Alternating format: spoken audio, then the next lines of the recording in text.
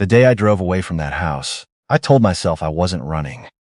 I was just done waiting for someone who had already left me. She just hadn't bothered to move her things out yet. My wife and I met at a community fundraiser out in Brenham, Texas. I was 31, working as a civil engineer for a mid-size firm that did infrastructure contracts mostly out of Houston. She was 28, a school counselor who'd grown up 3 towns over and still had that quiet kind of warmth that makes you feel like you've known somebody your whole life. I wasn't looking for anything that night. I was just there because my coworker, Devin, had guilt-tripped me into helping set up folding tables. She was arranging donation boxes on the far end of the gymnasium when I walked over and asked if she needed another set of hands. She looked at me like she was sizing me up. Not in a suspicious way, more like she was deciding whether I was worth the conversation. And then she smiled and said, "You any good at untangling extension cords?" I told her I was the best she'd ever seen. She laughed. That was it. That was the whole thing. We dated for about 14 months before I proposed. Nothing fancy. I took her back to that same gymnasium on a Saturday morning when it was empty, set up 2 folding chairs in the middle of the floor, brought coffee and asked her. She said yes before I finished the sentence. We were married in the fall. Small wedding, her family and mine, a backyard in October with string lights and a borrowed sound system. I remember thinking, standing there watching her walk across the grass toward me, that I was the luckiest man I'd ever personally met. The first 3 years were good. Not perfect, nothing is, but good in the way that matters. We argued about money sometimes, about her mother dropping by unannounced, about me working late when a project ran behind schedule. But we came back to each other. That's the part I think people forget to mention when they talk about marriage. It's not about never fighting. It's about always coming back. Then her brother died. His name was Royce. He was 34, 2 years younger than her, and he'd been dealing with some health issues we all knew about, but nobody fully understood until it was too late. He passed on a Tuesday morning in February, and I drove 4 hours straight to be with her at the hospital, even though he was already gone by the time I got there. She was sitting in a plastic chair in a hallway when I found her. She didn't cry when she saw me. She just stood up and walked into my arms and stood very still, like she was trying to stay upright, and I was the only thing helping her do it. I held her as long as she needed. I would have held her there all day, but something shifted after the funeral. Slowly at first, then, all at once. The way a bridge goes. She stopped sleeping well. She'd be up at 2, 3 in the morning, sitting at the kitchen table with a cup of coffee she wasn't drinking, just staring. I'd come out and sit with her sometimes. I'd ask if she wanted to talk. She'd say she didn't. I'd ask if she wanted me to stay. She'd say I should go back to bed.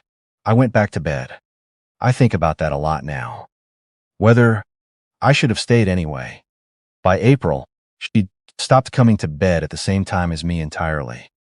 She'd wait until she thought I was asleep and then slip in quietly, like she was a guest in the house and didn't want to disturb anybody. I'd lie there in the dark and listen to her breathe and wonder what was happening to us and tell myself it was grief, that it would pass, that she needed time. I tried talking to her directly one evening. We were washing dishes, her washing, me drying, and I just said it plainly. I miss you. Not the you that's here, you're here, but the you that used to be present with me. She stopped washing, stood there, with her hands under the running water for a long moment. Then she said, "I don't know how to explain what's inside me right now. I don't know how to hand it to you." I said, "You don't have to hand it to me. You can just let me stand next to it." She nodded. She went back to washing, and nothing changed. I suggested therapy, both of us or just her, whichever she wanted. She said she'd think about it. She never brought it up again, and every time I did, she'd get this look on her face, like I was suggesting something exhausting, like just the idea of it cost her more than she had to spend. She started working longer hours. She was a school counselor. There were only so many hours in a school day. So when she said she was staying late for parent meetings, for paperwork, for a student in crisis, I believed her, because that was the kind of person she was, or had been.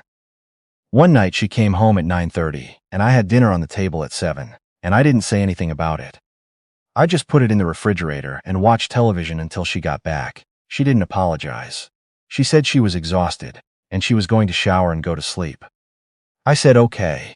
I said okay a lot that year. There was a weekend in June when her colleague's name started coming up more than usual. A younger guy who just joined the district. She mentioned him in that offhand way. People mention things they've been thinking about more than they're admitting. Too casually, too often. I noticed it and I filed it away.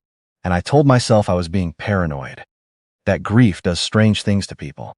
That she was just making a friend at work. And I was sitting here building a case out of nothing. But I checked her phone one night. She'd left it on the counter and I picked it up and I looked. I found nothing. No inappropriate messages, no deleted conversations. Nothing. I put the phone back down and I stood there in my own kitchen, feeling ashamed of myself for looking, and still somehow not entirely reassured by what I hadn't found. That was the moment I understood we were in real trouble. Not because I'd found something. Because I'd gone looking. A man doesn't reach for his wife's phone unless he already feels like a stranger in his own marriage. By August, I had started sleeping on the couch some nights. Not because she asked me to, but because the space in that bed felt enormous and wrong, and I'd rather just be somewhere I was supposed to be alone. She didn't ask me why. That told me more than most things. My firm offered me a project lead position on a highway expansion contract near San Antonio. Longer hours, some overnight stays during the initial phase, but a significant bump in pay and a title I'd been working toward for 6 years. I brought it up at dinner, genuinely excited about it, and I watched her face while I talked. She was nodding. She was looking at her plate. When I finished, she said, "If it's what you want. Not that's great. Not you've worked so hard for this. Not even a question about what it would mean for us, for our schedule, for the weekends. Just, if it's what you want." I took the job. What else was I going to do? The overnight stays became 2 nights a week, sometimes 3. When I came home, I would find the house exactly as I'd left it. Dishes done, everything in its place, and my wife on the couch with a book or her phone, and she'd look up and say, "Hey," and go back to whatever she was doing. Like I was a roommate who just returned from a business trip.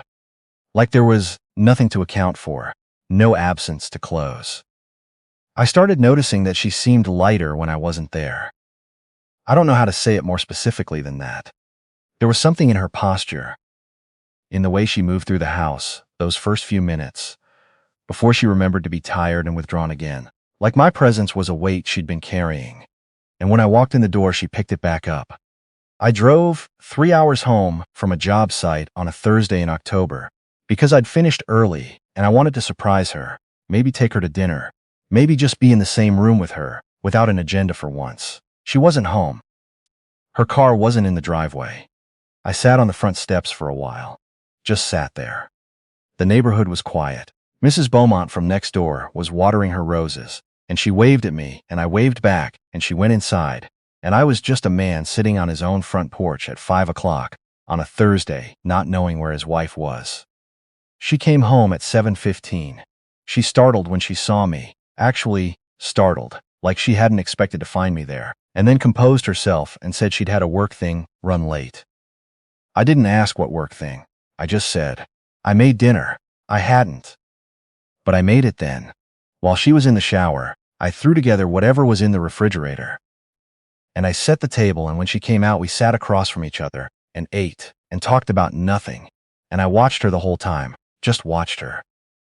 Trying to find the woman I'd proposed to in that gymnasium. She was still in there somewhere. I could see it in the way she laughed once at something I said without thinking about it first. A real laugh, quick and unguarded. And then she caught herself, and it was gone. That night I lay awake next to her and made a decision. Not the dramatic kind. Not the kind where you throw things or slam doors or deliver a speech.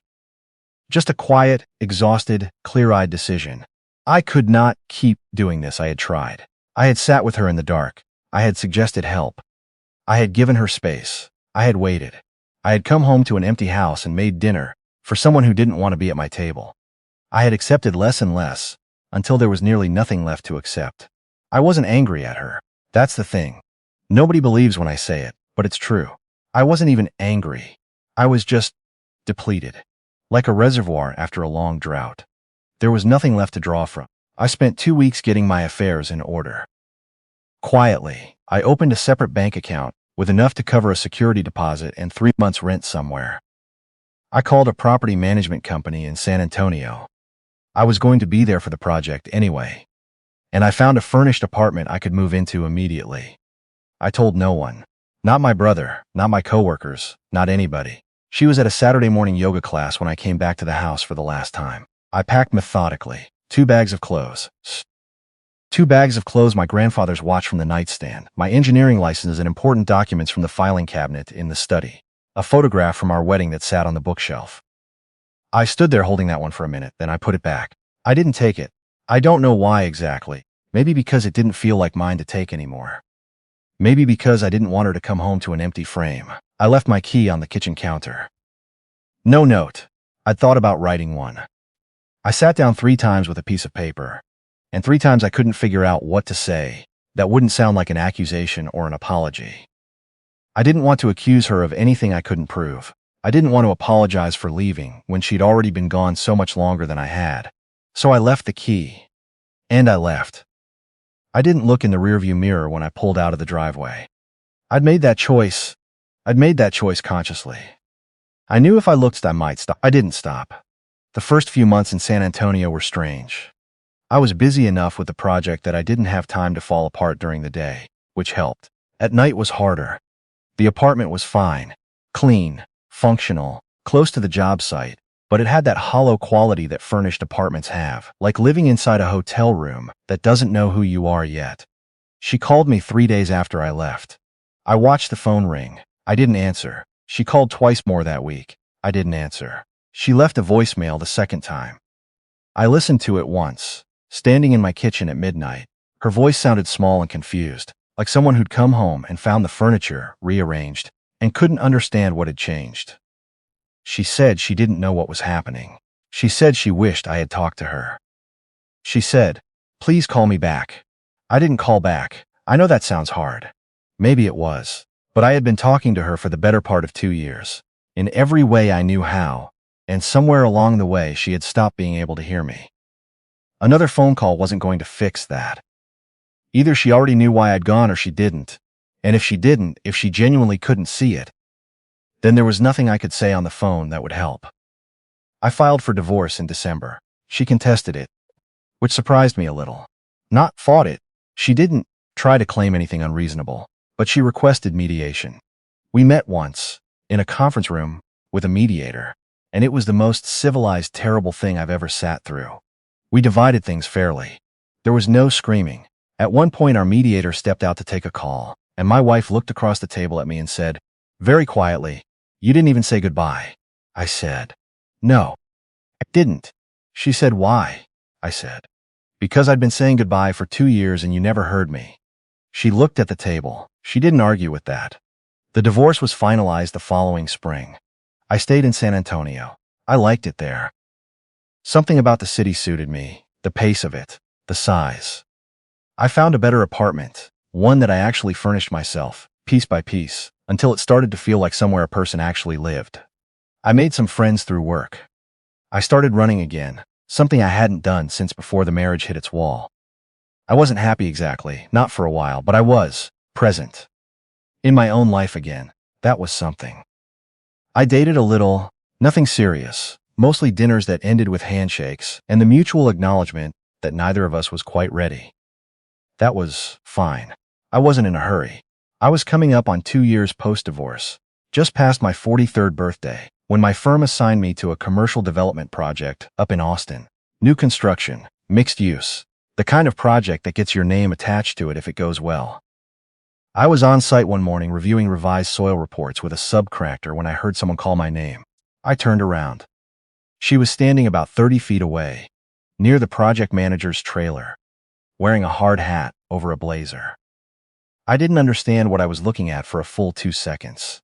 My brain just didn't process it. The way you see something that doesn't fit the context, and your mind spends a moment insisting it must be wrong. But it was her. She was working for the school district's facilities planning department now. She told me this later, all of it. She'd left school counseling after the divorce, needed a change, gone back to get a secondary certification in project coordination. She was there for a meeting about an adjacent educational facility tied to the same development block.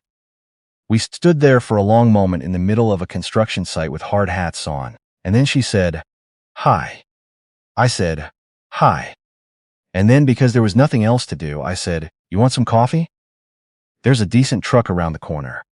She looked at me for a second like she was trying to figure out if I was serious.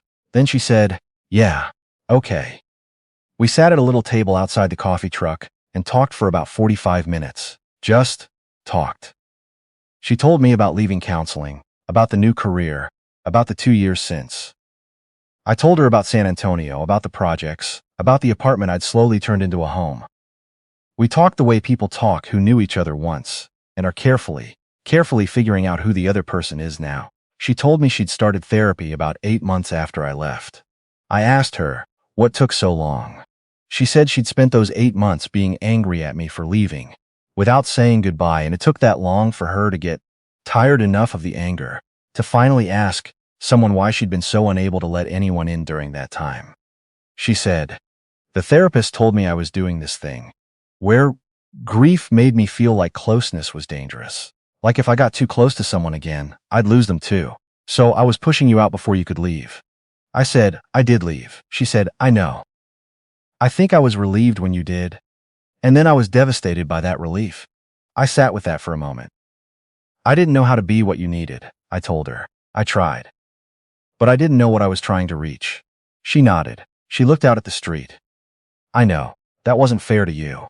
We sat quietly for a little while. Not uncomfortably. Just quietly. Before she left to get back to her meeting, she asked if it would be strange to exchange numbers again. "Not with any particular expectation," she said. "Just in case." I thought about it honestly. Sitting there at that table, I thought about what it had cost me to leave, what it had cost to stay those last 2 years before I left. I thought about the woman who'd laughed at an extension cord joke in a gymnasium. I thought about who we were then and who we were now, and whether those were connected things or separate ones. I gave her my number. Whether anything comes of it, I genuinely don't know. She's living in Austin now. I'll be here for at least a year with this project. There's a version of this where we find our way back to something new, something that knows what the old thing didn't. And there's a version where we have coffee once a month, and eventually that fades too. What I know is this: I didn't leave because I stopped loving her. I left because I'd learned, slowly, painfully, and too late to save things the first time, that love isn't enough if only one person is willing to stay in the room. She knows that now too. That's the difference. Whether it's enough of a difference, I'll let you know.